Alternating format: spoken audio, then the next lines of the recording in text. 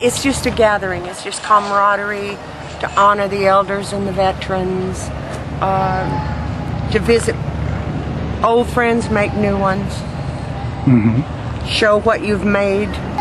They take the kids out in the circle and teach them the dances, some of the dances. So they're learning something other than what they have to date learned in a history book. They're learning the real thing. So it's education. It's because our traditions are being lost, and that's what powwows are for.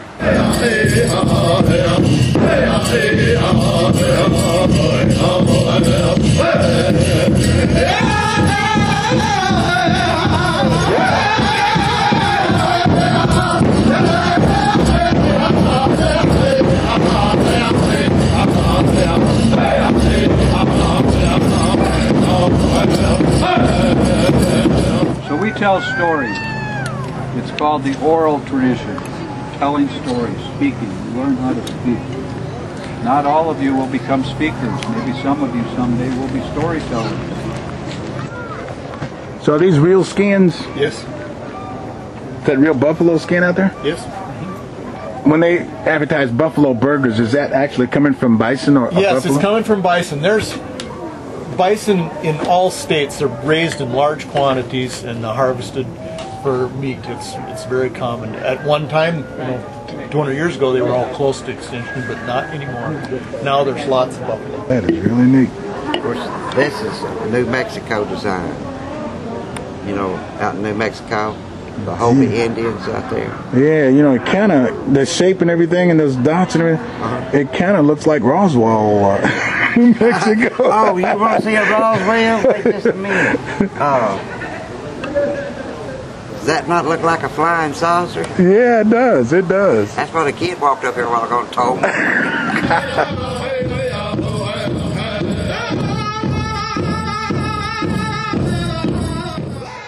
My great-great-grandfather was a Scotsman, and he came over during the War of 1812 and decided to stay and settled in East Tennessee during the settlement time during the early 1800s after the War of 1812. And then my great-great-grandmother was Cherokee, but married to a different branch of the family.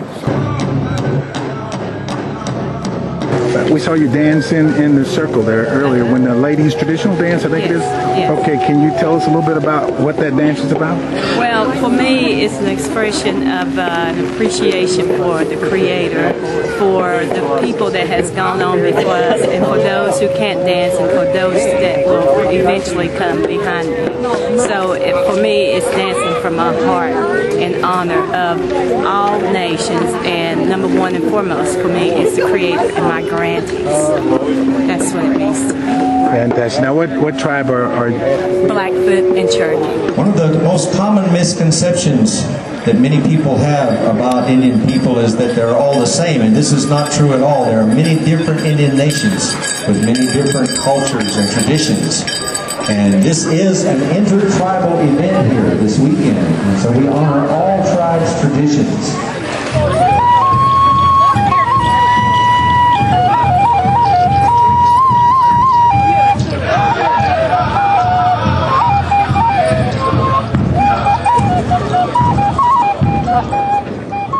My father was Nakota and my mother was Cree. Okay. So I've been dancing all across Canada, well, Canada and the United States, and on June the 27th I'm going to Sweden for 9 weeks. It's a sacred time when our girls come out to join the women. Natives, most natives, the woman is the heartbeat, okay? We raise our children, we bring the children into the world, we raise our children, we teach our children, we feed our children. So it is up to us in order to keep the heritage going, to keep everything alive. It goes from one generation to the next. Everything is passed. Today is not just a coming out for my daughter. We have, like I said, there's 5 generations of women in my family. So now today we have all taken the next step to the next journey in our lives. We have a great-great-grandmother who is taking a brand new step in life because she's never been a great-great-grandmother. We have a great-grandmother, my mother, who's never been a great-grandmother, so she takes a new step. I have joined the grandmothers because I have just become a grandmother.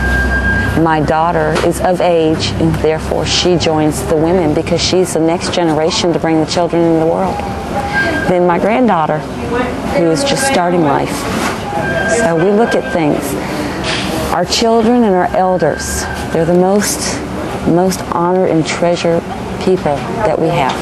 Our elders because they teach us, our children because they're our future. We do this event to raise everybody's awareness. We're still here, okay? We're still here. We've had to fight like every other nationality in this country.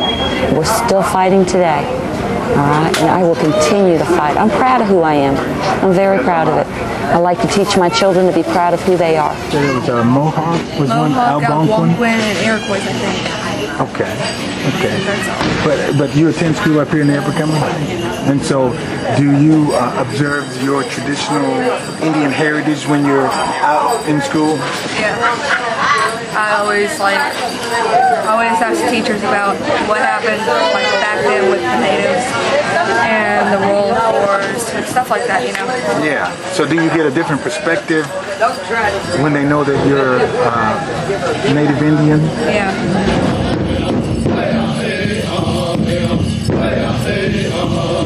I'm the commander of the United Cherokee Oniweah Nation Veterans Society and Honor Guard.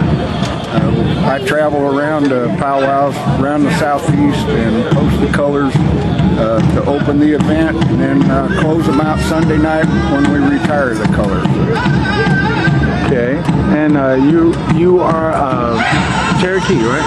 Yes, sir. Okay. I'm Cherokee, belong to the Cherokee tribe. I'm a 22-year veteran of the United States Army. Served in Vietnam, Korea, Germany, Alaska, and Greenland. You don't really look Cherokee.